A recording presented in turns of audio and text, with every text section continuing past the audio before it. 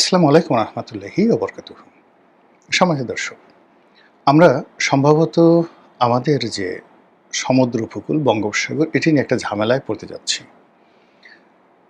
বঙ্গোপসাগরের সঙ্গে ভারত মহাসাগরে যে সংযোগ রয়েছে, সেই সংযোগ স্থলে পৃথিবীর বড় বড় যে পরাশক্তিগুলো রয়েছে সেটা যার যার অবস্থান তারা ভারত মহাসাগরে করে রেখেছে। তো এই যে ভারত মহাসাগরে British navy, royal navy, American navy বা আমেরিকান তো নেভি না, আমেরিকান মেরিন বলা হয়, আমেরিকান মেরিন। তো ওরা নেভাল ফোর্সটাকে 3D যেটাকে ব্যবহার করা হয় সেটাকে মেরিন বলা হয়, জলস্থলে অন্তরিক্ষে।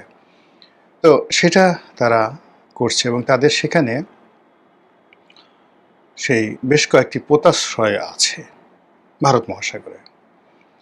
এদিকে চীন সেই ভারত মহাসাগরের কাছাকাছি, ভারত মহাসাগরের ভেতরে, তার বাইরে উত্তর চীন সাগর, দক্ষিণ চীন সাগর এবং মালাক্কা প্রণালী, মানে ইন্দোনেশিয়ার সাথে যে স্পাইসি রুট যেটিকে বলা হয়, স্পাইস রুট, মালাক্কা প্রণালী, এটা কিন্তু হরমুজ প্রণালীর মতে খুবই গুরুত্বপূর্ণ, ভীষণ রকম। এই মালাক্কা প্রণালীর উপরে চীন তার একছত্র আধিপত্য বিস্তার করে আছে। আর এই আধিপত্যটিকে চ্যালেঞ্জ জানিয়ে মালাক্কা প্রণালীতে ভারত তার উপস্থিতি নিশ্চিত করার জন্য সাম্প্রতিক সময়ে মিস্টার নরেন্দ্র মোদী, ভারতের প্রধানমন্ত্রী, তিনি ইন্দোনেশিয়া সফর করেছেন। তো তার সেই সফরের যে দৃশ্য এটা দেখছিলাম এবং সেখানে ইন্দোনেশিয়ার যিনি বর্তমানে প্রেসিডেন্ট রয়েছেন তিনি যেভাবে ভারতের প্রধানমন্ত্রীকে ইন্দোনেশিয়াতে সংবর্ধনা দিলেন, যেভাবে ভারতীয়রা সেখানে ঐক্যবদ্ধ হয়ে বিরাট একটা স্টেডিয়ামে, ইনডোর স্টেডিয়ামে নরেন্দ্র মোদী সাহেব বসে এবং ইন্দোনেশিয়ার প্রেসিডেন্টকে কথা বলতে দিলেন এবং সেখানে তিনি যে কথাগুলো বললেন 1, 2, 3 করে আমি বলছি। ইন্দোনেশিয়ার প্রেসিডেন্ট বললেন যে আমি এই অনুষ্ঠানে আসার আগে প্র্যাকটিক্যালি আমি আমার ডিএনএটা টেস্ট করিয়েছি এবং সেই ডিএনএ টেস্ট করিয়ে আমি দেখলাম যে আমার এই ডিএনএর মধ্যে ভারতের ডিএনএ আছে, আমার রুট পূর্বপুরুষরা ভারতে ছিল। আর তো ভারতীয়রা তালি দিয়ে তারপরে বলল যে এটা একটা বৈজ্ঞানিক ব্যাখ্যা, কিন্তু আমি এখানে এসে আমি প্রমাণ পেলাম যে আমি আসলেই ভারতীয় এবং আমাদের মন্ত্রীরাও ভারতীয়। এটা আমি কিভাবে বুঝলাম, উনি খুব জোক করে বলছিলেন, সেটা হলো এখানে যখন ইন্ডিয়ান মিউজিকগুলো হচ্ছিল তখন আমার শরীরটা নাচতেছিল, মাই বডি ওয়াজ ড্যান্সিং, আমার নিজের অজান্তে। তো নিজের অজান্তে যখন বডি নাচছিল তখন আমি ধরে নিলাম যে আমার এই যে ভারতীয় ডিএনএ, সেই ডিএনএ ওই ভারতীয় মিউজিক শুনে সে তার আমার অজান্তে কমান্ডের বাইরে আমার বডিকে নাচাচ্ছিল। আর আমি যখন নাচছিলাম তখন আমার মন্ত্রী যারা বসে আছেন তারাও নাচছিল এবং গাইছিল। তো আমার মনে হচ্ছে তাদের ডিএনও ভারতে, এবং নরেন্দ্র মোদী শুধু এই কথা বারবার শুনছেন আর বারবার 2 হাত কপালে তুলে ইন্দোনেশিয়ার প্রেসিডেন্টকে স্বাগত জানাচ্ছিলেন বা কৃতজ্ঞতা প্রকাশ করছিলেন। অন্যদিকে মিস্টার নরেন্দ্র মোদী যখন যাচ্ছিলেন তিনি একটা ছবি তার যে এক্স হ্যান্ডেলে তিনি সেটা দিয়েছেন, সেখানে দেখা গেল যে তাকে রিসিভ করার জন্য ইন্দোনেশিয়ার যে ওয়ার প্লেনগুলো রয়েছে, জঙ্গি বিমানগুলো রয়েছে, ব্যাপকভাবে তাকে এই সংবর্ধনা দিয়ে, গার্ড অব অনার দিয়ে, আকাশ থেকে গার্ড অব অনার দিয়ে নরেন্দ্র মোদীকে সেখানে আহ্বান তারা জানালো। এবং আপনারা জানেন যে ইন্দোনেশিয়ার যে জাতীয় প্রতীক গারুদা, গারুদা, এই গারুদা প্রতীকটি মূলত হিন্দুদের একটা দেবতা এবং ওখানে বহু সংখ্যক হিন্দু ধর্মাবলম্বী ইন্দোনেশিয়াতে আছে।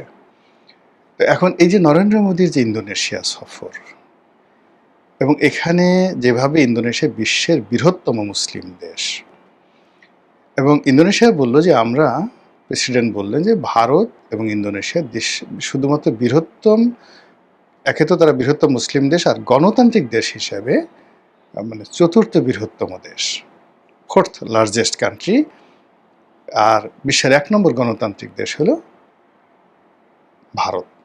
মানে জনসংখ্যার দিক থেকে 1.4 বিলিয়ন, মানে 140 কোটি মানুষ সেখানে আছে। এবং এই যে ১৪০ কোটি মানুষের সঙ্গে ইন্দোনেশিয়ার যে জনসংখ্যা একীভূত করে তারা মূলত এই মুহূর্তে যে প্যাক্ট করতে চাচ্ছে, সেই প্যাক্টটি হলো সেই মালাক্কা প্রণালীকে আমেরিকা মুক্ত রাখার জন্য, মালাক্কা প্রণালীকে চীন মুক্ত রাখার জন্য, এবং মালাক্কাতে যেন হরমুজের মতো ঘটনা না ঘটে। ফলে আপনি দেখুন প্রতিটি রাষ্ট্রই কিন্তু যার যার সেই সমুদ্রপথ, পোতাশ্রয় এগুলো সামাল দেওয়ার জন্য কাজ করছে। আর অন্যদিকে আমরা বে অফ বেঙ্গল মানে বঙ্গোপসাগর নিয়ে আমাদের মস্তিষ্কে কিছু ঢুকছে না। এদিকে আমাদের যে সীমান্তে যে নদীগুলো আছে, যেমন ভারতের সাথে আছে ফেনী নদী, তারপর নাপ নদী আছে টেকনাফে মায়ানমারের সাথে। এখন এই যে ফেনী নদী এবং নাপ নদীর যে অংশটুকু ভারতের সাথে, আবার ওদিকে মিয়ানমারের সাথে, এর পুরোটাই কর্তৃত্ব করছে ভারত, আর অন্যদিকে কর্তৃত্ব করছে মায়ানমার। আমাদের নেভাল ফোর্স আছে, সব কিছু আছে, আমরা মাঝে মধ্যে সেখানে টহল দিচ্ছি, কিন্তু ওরা আমাদের জেলেদেরকে ধরে নিয়ে যাচ্ছে, লোকজনকে ধরে নিয়ে যাচ্ছে এবং একটা যুদ্ধাবস্থা তারা চালাচ্ছে, কিন্তু আমরা কিছুই করতে পারছি না। তো যেখানে দুটো নদীকে ঠিক করতে পারছি না, সেখানে বঙ্গোপসাগর নিয়ে তো কল্পনাই করা যায় না। এখন বঙ্গোপসাগরে পাকিস্তান এখানে সাবমেরিন পাঠাবে,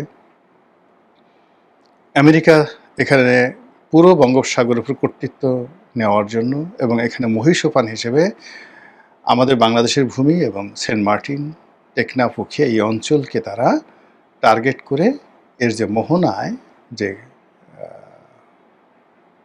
আপনার মায়ানমারের যে অংশটুকু রয়েছে রাখাইন রাজ্য, সেটাকে টার্গেট করে আমেরিকা সর্বশক্তি নিয়োগ করছে এই বে অফ বেঙ্গল কেন্দ্রিক।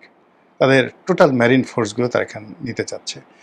আর এটা চীন করতে দেবে না, এবং চীন সেটা করতে দেবে না। এজন্য বঙ্গোপসাগরের মোহনায় চট্টগ্রাম বন্দর বললে যে চট্টগ্রাম বন্দরের বলে অনেকে সেখানে আমেরিকা রাজি হবে না। এই জন্য মংলা বন্দরকে কেন্দ্র করে সেখানে মংলা বন্দর উন্নয়নের জন্য চীন সেখানে প্রজেক্ট করতে চাচ্ছে। ফলে বোঝার চেষ্টা করুন যে আমাদের এই বঙ্গোপসাগর এই মুহূর্তে কিভাবে যুদ্ধের অধিক্ষেত্র বা যুদ্ধের দামামা বাজার মতো একটা অবস্থা বা পরিস্থিতি তৈরি হয়েছে।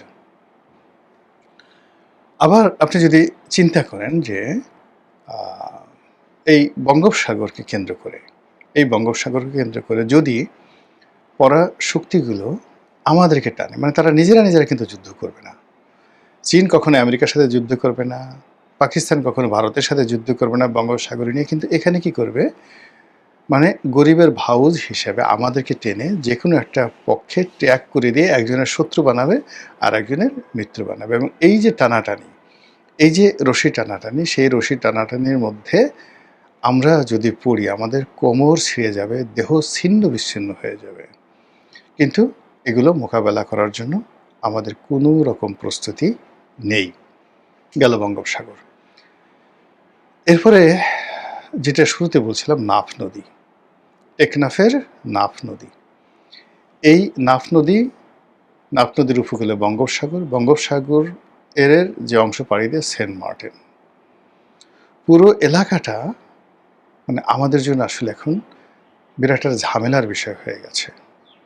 শুধু তাই নয়, কক্সবাজার, পুরো কক্সবাজার জেলা, বান্দরবন, খাগড়াছড়ি, এটি আমাদের জন্য এখন একটা গলার কাঁটায় হয়ে গেছে। এবং এখানে আমাদের সেনাবাহিনী, আমাদের বিজিবি, আমাদের পুলিশ, আমাদের সরকারি কর্মকর্তা এবং ওখানে যারা বসবাস করছেন, বাংলাদেশ রাষ্ট্রের প্রতি আনুগত্য যারা দেখাচ্ছেন, পাহাড়ি এবং বাঙালি, সবাই এখন চতুর্মুখী চক্রান্তের মধ্যে পড়েছেন। ওই পাহাড়কে কেন্দ্র করে, ওই এলাকাকে কেন্দ্র করে সেই বিভিন্ন মিলিট্যান্ট গ্রুপ, এটা রোহিঙ্গাদের মিলিট্যান্ট গ্রুপ হতে পারে, কুকিসিনদের মিলিটারি গ্রুপ হতে পারে, শান্তি বাহিনী হতে পারে, পাহাড়ি হতে পারে, অন্ততপক্ষে 20 থেকে 25টি সশস্ত্র গ্রুপ এই পুরো পাহাড়ি এলাকাকে তারা টার্গেট করে তারা যে তাণ্ডব চালাচ্ছে, তাতে করে ওই এলাকার মানুষের জীবন তছনছ হয়ে গেছে। এবং ওখানে যারা সরকারি কর্মকর্তা আছেন, এমনকি মিলিটারি পার্সোনেল আছেন, তারা কেউ কিন্তু স্বস্তিতে নেই। অথচ ওই পুরো এলাকাটি আমাদের জন্য আসলে আল্লাহ রাব্বুল আলামিন ভূস্বর্গ হিসেবে দান করেছেন, কিন্তু আমরা এই জিনিসগুলো সামাল দিতে পারছি না। এরপর আসেন ভারতের প্রায় 4000 কিলোমিটার সীমান্ত। এর বেশিরভাগ অঞ্চল ভারত ইতিমধ্যে কাটা তারের বেড়া নির্মাণ করেছে। আর যে সকল অঞ্চল ৩০০ বা ৪০০ কিলোমিটারের মতো জায়গা এখনও কাটা তারের বেড়া তৈরি হয়নি, কিন্তু এই এলাকা দিয়ে প্রতি মুহূর্তে ভারত বাংলাদেশে পুশিং করার জন্য যে চাপের মধ্যে রেখেছে আমাদের নেভিকে, আমাদের বিজিবিকে, পুলিশকে এবং সীমান্তে বসবাসকারী সাধারণ জনগণকে। একদিন দেখলাম যে মুষলধারে বৃষ্টি হচ্ছে। তো সেই বৃষ্টির মধ্যে মানে বুক পরিমাণ পানি, সেই পানির মধ্যে অস্ত্র নিয়ে বিজিবির যারা লোকজন তারা সীমান্ত পাহারা দিচ্ছে। এই নির্মম দৃশ্য, এই মানসিক চাপ নিয়ে একটা যুদ্ধ অবস্থা নিয়ে আপনি বেশি দিন আসলে এগোতে পারবেন না। সেই কাজগুলো কিন্তু এখন হচ্ছে। আর এগুলোর যে কূটনৈতিক সমাধান, ডিপ্লোম্যাটিক সলিউশন আমরা করতে পারছি না। এগুলোর মিলিটারি সলিউশন আমাদের জন্য একেবারে অসম্ভব। আর এই মুহূর্তে যেটি সম্ভব সেটা হলো জাতীয় ঐক্য। সেই ঐক্যের জায়গাগুলো রীতিমতো বড় বড় ফাটল তৈরি হচ্ছে। আর অন্যদিকে আমরা কি করছি, এলোমেলোভাবে মানে কিয়ামতের ময়দানে, হাসরের ময়দানে মানুষ যেভাবে দিক বিদিক ছুটাফেরা করছে, আমরা এখন অর্থের জন্য, বিদেশি বন্ধুর খোঁজে, পররাষ্ট্র নীতি ঠিক করার জন্য, এক্সিস্টিং প্রবলেমগুলো, নানা প্রবলেম এগুলো দূর করার জন্য পাগলের মতো ছুটছি। আর ছুটতে গিয়ে আমাদের যে শেষ সম্বল, শেষ বুদ্ধিটুকু, শেষ যে শারীরিক শক্তি, মানসিক শক্তি আমরা নষ্ট করে ফেলছি। আর এ সমস্ত কারণে পুরো দেশ এবং জাতি একটা নিদারুণ অনিশ্চয়তা, নিদারুণ অস্থিরতা এবং একটা কষ্ট এবং দুর্ভোগ দুর্দশার মধ্যে আমরা ধেয়ে চলছি, এগিয়ে চলছি অনিশ্চিত যাত্রাপথে। মহান আল্লাহ আমাদের সবাইকে হেদায়েত দান করুন এবং হেফাজত করুন। আসসালামু আলাইকুম ওয়া রাহমাতুল্লাহি ওয়া বারাকাতুহু।